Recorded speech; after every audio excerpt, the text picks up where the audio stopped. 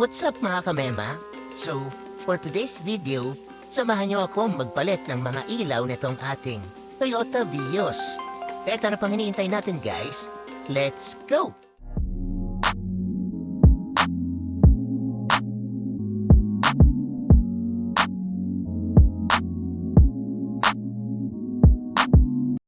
Iangat na natin itong ating hood. Itong part na to, low beam.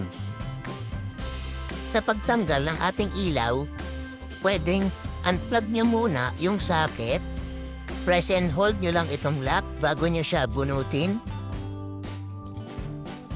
Pwede nyo din siyang pihitin agad pa kaliwa para tanggalin.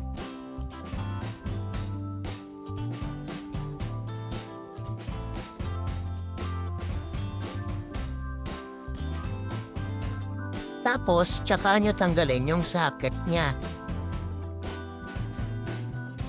Makikita nyo din dito na H11 ang size ng ating low beam. Ito pala yung nabili kong H11 na LED light. Baka naman may gustong mag-sponsor dyan mga insan. Ipasok lang natin sa butas at kapain hanggang lumapat. Pihitin lang pa kanang direksyon hanggang sa maglap. At ikabit na ulit itong socket niya.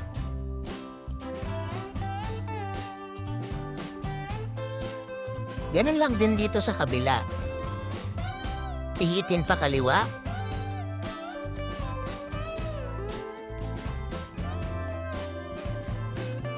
Press and hold nyo lang ito bago bunutin yung ilaw.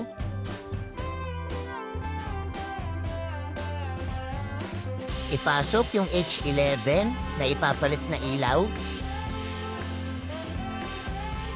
Kapain hanggang lumapat. Pihitin pa kanan hanggang maglap.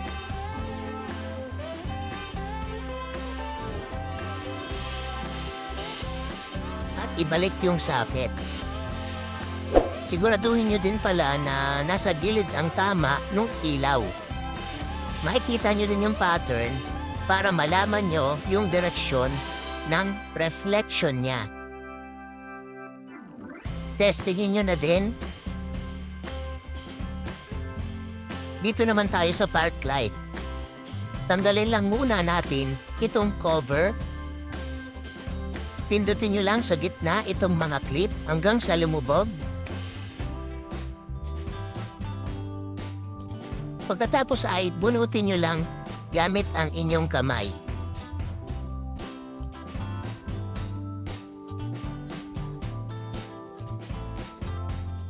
Alisin ang cover.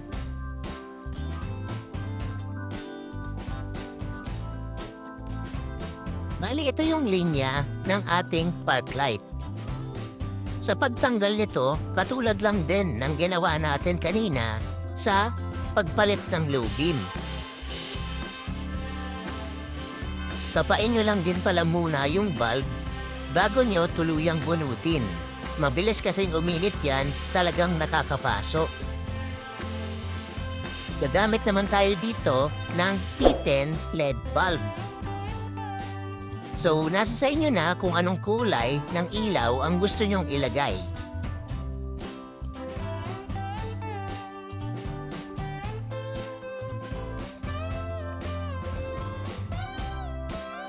Testingin nyo lang din bago ibalik.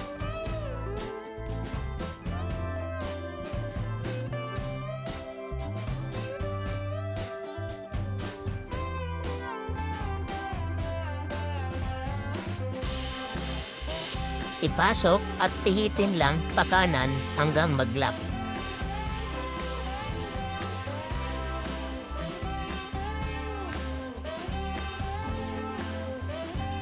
Basta lagi niyong tandaan, kapag tatanggalin, pakaliwa ang pihit. At kapag ikakabit naman, pakanan ang pihit.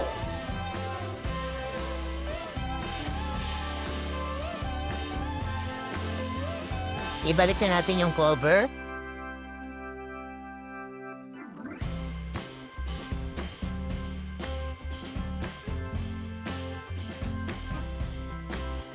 pindutin nyo naman sa ilalim itong clip hanggang sa umangat yung ulo. Pagkatapos ay ipasok sa butas at dahang-dahang pindutin para mag-lock.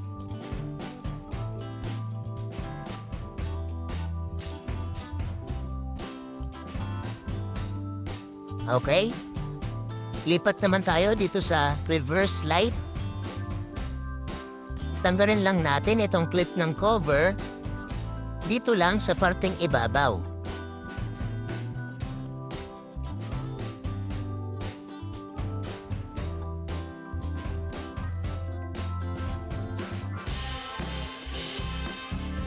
Ito naman yung ating reverse light. Pihitin pa kaliwa at hugutin. Kapain bago bunutin.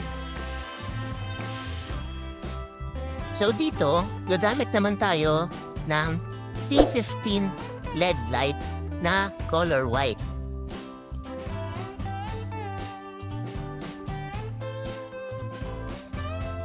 Testingin lang muna bago ikabit.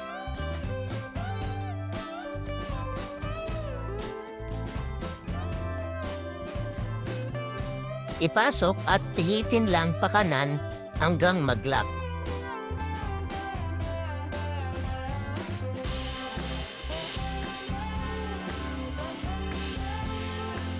So mamaya ipapakita ko sa inyo kung pasado ba sa inyo yung performance ng mga ilaw na ikinabit natin. Kaya tumutok lang sa panonood para masaksihan mo ang performance ng ating ikinabit na mga ilaw.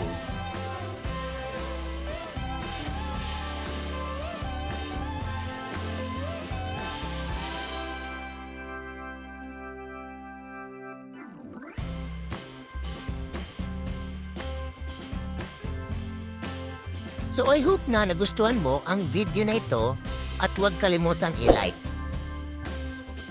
Para sa mga katanungan at sa mga magsasuggest na gawan ko ng content, i-comment mo lang yan insan.